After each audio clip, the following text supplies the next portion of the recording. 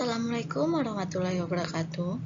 Saya Rehana Septiani Haraha dengan NIM 190510-100. Di sini saya akan membahas tentang objek asuransi. Apa sih objek asuransi itu? Objek asuransi adalah jiwa dan raga kesehatan manusia, tanggung jawab hukum, benda dan jasa, serta semua kepentingan lainnya yang dapat hilang, rusak, rugi, dan atau berkurang nilainya.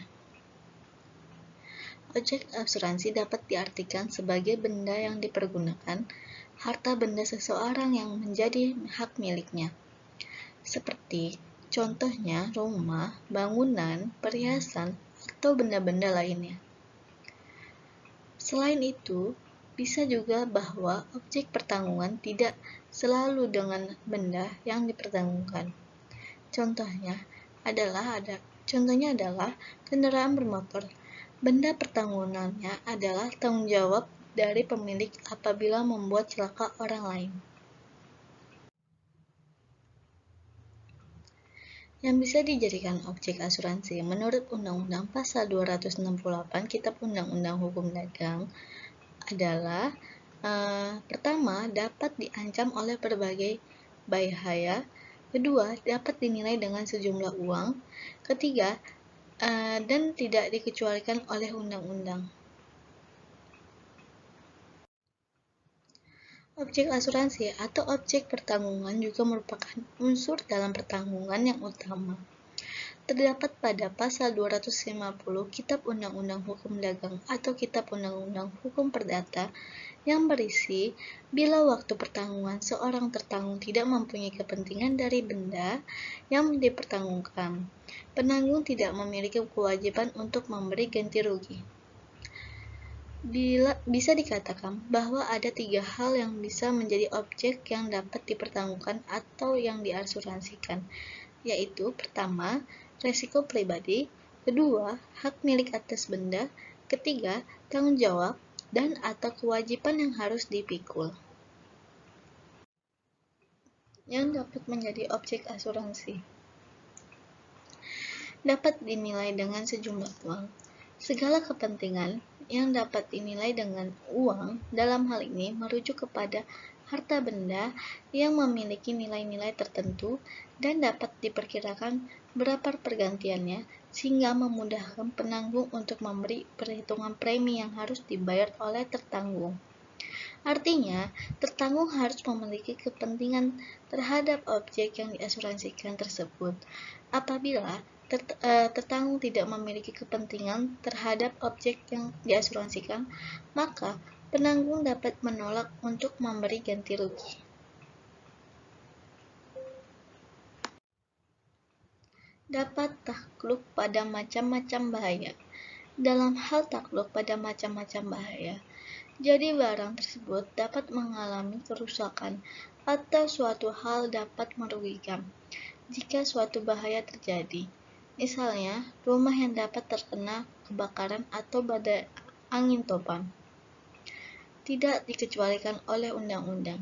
Tidak dikecualikan oleh undang-undang berarti barang tersebut merupakan barang yang dapat diasuransikan dan tidak dilarang oleh undang-undang untuk diasuransikan oleh karena sifat dan resikonya. Subjek asuransi.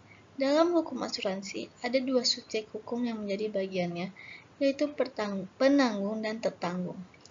Subjek perjanjian secara umum di dalam ketentuan pasal 1313 Kitab Undang-Undang Perdata menyebutkan bahwa suatu persetujuan adalah suatu perbuatan dengan mana satu atau lebih mengikatkan diri terhadap satu orang lain atau lebih. Kepentingan orang ketiga dalam asuransi terkait dengan asuransi pada umumnya dinyatakan dalam pasal 264 Kitab Undang-Undang Hukum Dagang mengemukakan bahwa asuransi dapat diadakan tidak hanya untuk kepentingan diri sendiri, melainkan juga kepentingan orang ketiga. Penyebutan kepentingan orang ketiga dalam polis. Mengenai hal ini, dinyatakan dalam pasal 267 Kitab Undang-Undang Hukum Dagang bahwa Apabila dalam polis tidak disebutkan, maka asuransi diadakan untuk kepentingan orang ketiga. Maka asuransi diadakan oleh terjamin untuk dirinya. Penyebutan pemberi kuasa oleh orang ketiga.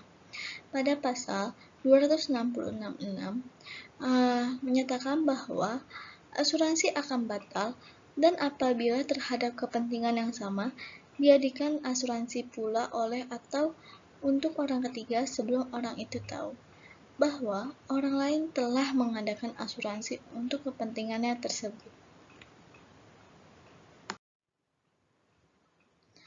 Video ini saya buat untuk memenuhi tugas hukum asuransi. Tidak lupa saya mengucapkan terima kasih kepada Bapak Arif Rahman SH.MH selaku dosen pembimbing mata kuliah hukum asuransi. Saya menyadari bahwa video ini masih banyak kekurangan dan kelemahannya, baik dalam isi maupun sistematikanya. Hal ini disebabkan keterbatasan pengetahuan dan wawasan saya. Oleh sebab itu, saya sangat mengharapkan kritik dan saran untuk menyempurnakan video ini. Sekian dari saya, kurang lebihnya mohon maaf, dan semoga video ini bermanfaat. Wassalamualaikum warahmatullahi wabarakatuh.